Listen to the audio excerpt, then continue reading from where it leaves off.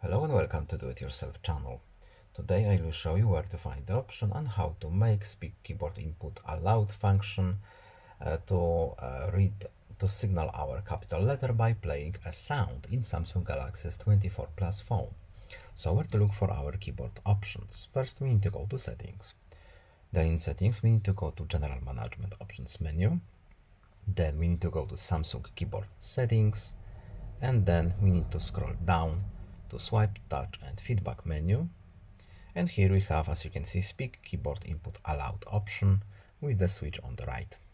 So we want to go to the capital letters section, and as you can see we have a few options here.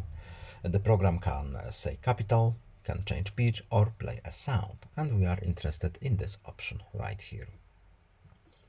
And that's all. I hope this video is helpful to you. Please leave a like and subscribe. Have a nice day and see you in the next video. Bye.